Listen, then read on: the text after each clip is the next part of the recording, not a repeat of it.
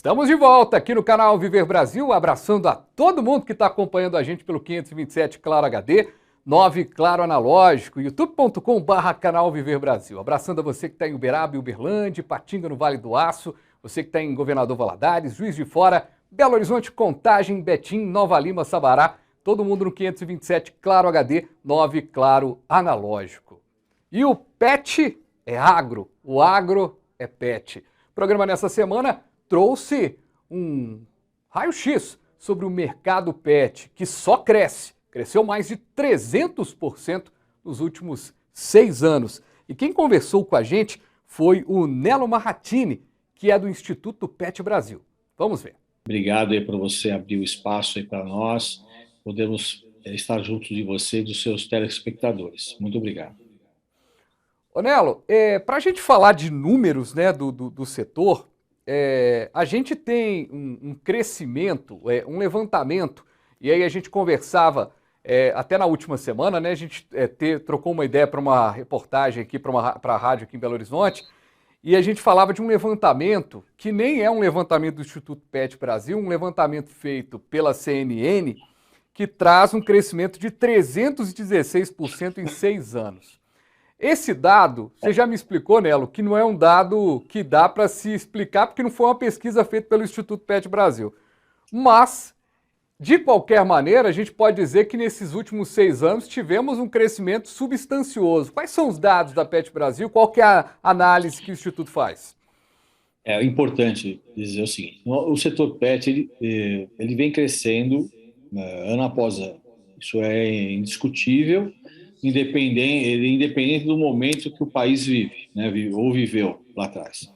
Houve momentos que ele cresceu mais, teve momentos que ele cresceu menos, mas é um setor que nunca retrocedeu. Mesmo, acho que em 2016, se não estou equivocado, nós tivemos aí um final de gestão que não foi muito fácil, e a economia realmente estava bastante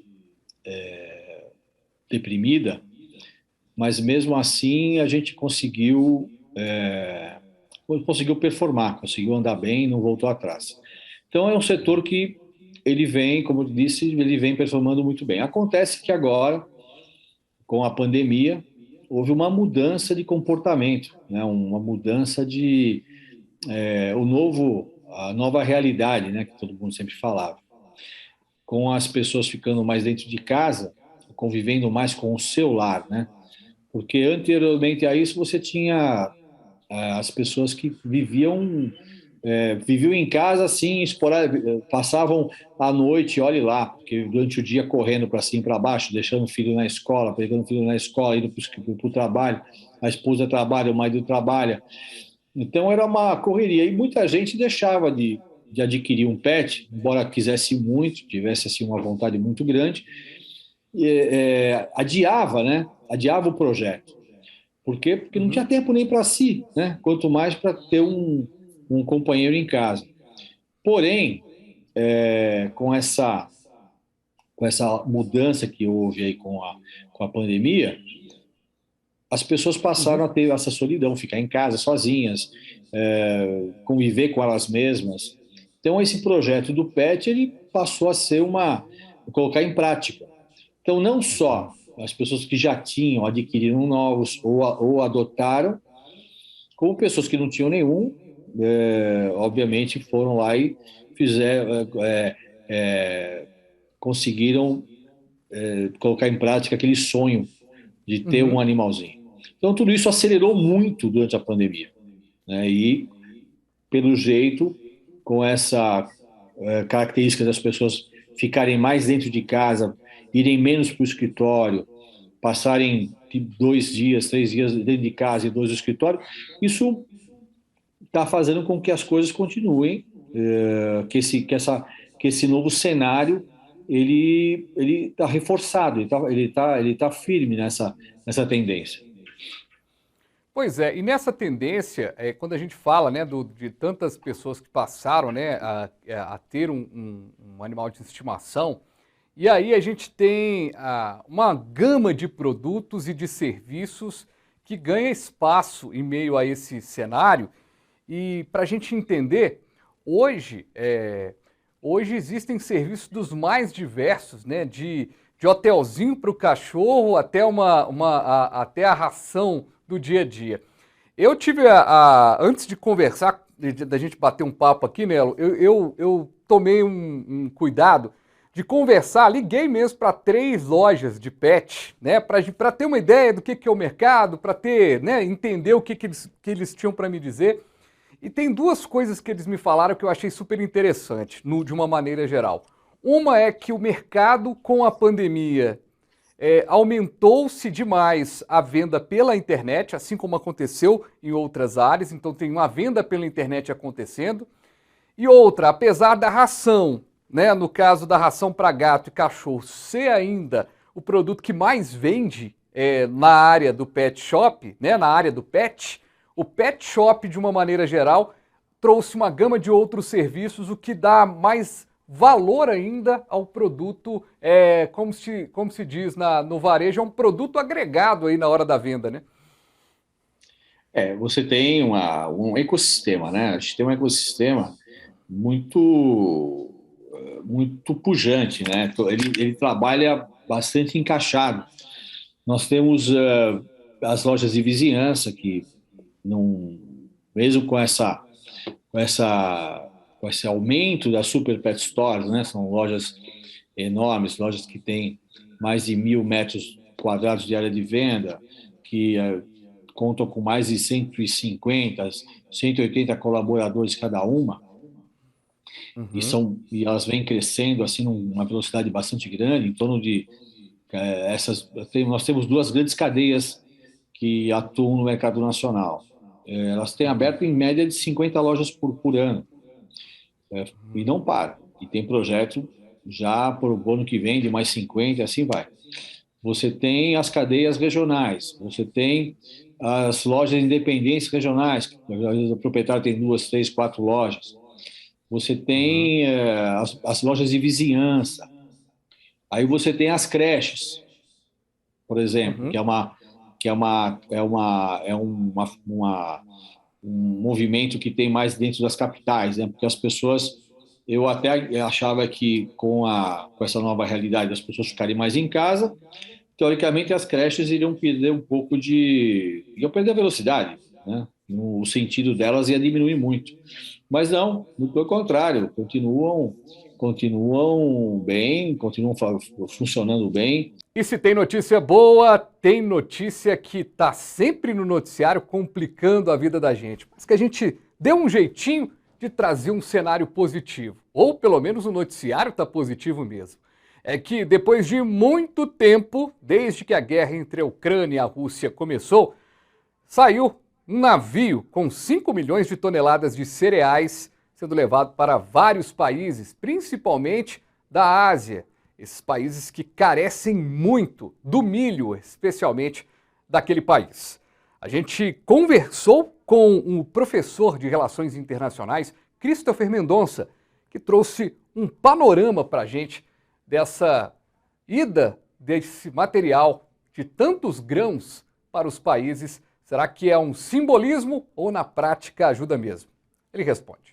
Bom, tem uma questão prática muito importante envolvida nessa questão, exatamente porque a Ucrânia ela tem 42 milhões de hectares de terras agrícolas no país, então é um país muito importante do ponto de vista da capacidade de produção de grãos, né? Só no ano passado, antes da guerra, a Ucrânia exportou para o mundo cerca de 27 bilhões de dólares, que é um volume muito considerável. A Ucrânia ela é representativa de 46% de toda a exportação global de óleo de girassol, 12% do milho e 9% do trigo para todo o mundo. Então, essa indisponibilidade, ainda que periódica, desse fluxo, né, de grãos saindo da Ucrânia, acabou prejudicando muito todos os países, por ter um impacto muito grande sobre os preços dessas commodities no mundo e, sobretudo, na questão da alimentação. Muitas pessoas precisam desses grãos para produzir, para ter a sua própria alimentação, né? Então, é uma Uhum. preocupação muito grande por parte das fundações da alimentação, a FAO, que é da ONU, em no impacto que isso está tendo para a alimentação mundial de forma geral. E agora, Uhum. ontem, pela primeira vez desde o início da guerra, a Ucrânia e a Rússia entraram num acordo internacional para poder sair o primeiro carregamento, né, de grãos, saindo lá do porto de Odessa, na Ucrânia. Depois ele vai passar pela Turquia e vai finalmente alcançar outros países do mundo para tentar atender essa demanda que é tão importante. Pois é, e essa demanda, a gente tem uma situação atual, né, professor, de que o nosso milho, o milho brasileiro, ele não vai sofrer impacto nem positivo, nem negativo desse navio, porque ele já está todo negociado. Nosso milho já está todo negociado, já o dessa safra.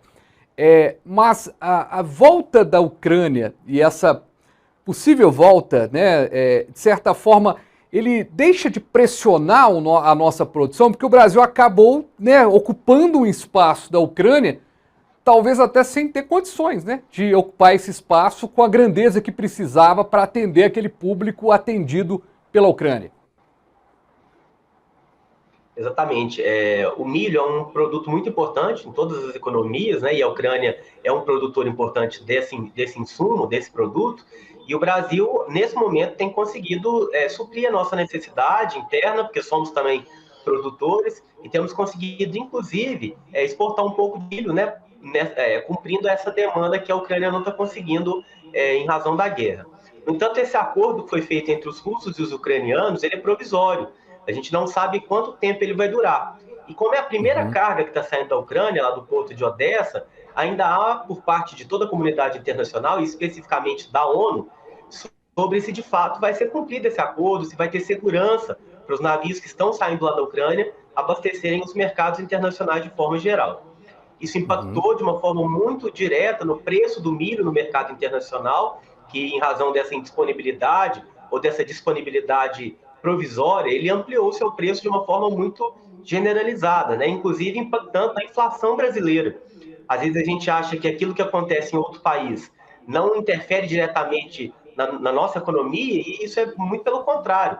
O preço internacional desses grãos aumentou bastante, e isso acaba impactando também nos preços gerais que nós praticamos aqui no nosso próprio país, inclusive de insumos essenciais, como é o caso do óleo de soja, né, que também é oriundo dessa produção que vem lá da Ucrânia. Bom, e se tratando de um ambiente de guerra, de um cenário tão incerto como é o caso que nós estamos vivendo agora, toda incerteza é vista pela comunidade internacional. Inclusive, o próprio presidente americano, Joe Biden, né, ele fez um pronunciamento a respeito dessa primeira remessa que sai do porto de Odessa, falando que é essencial que os países que vão receber essa carga também se responsabilizem pela chegada dele no que se refere à segurança, né, dessas cargas.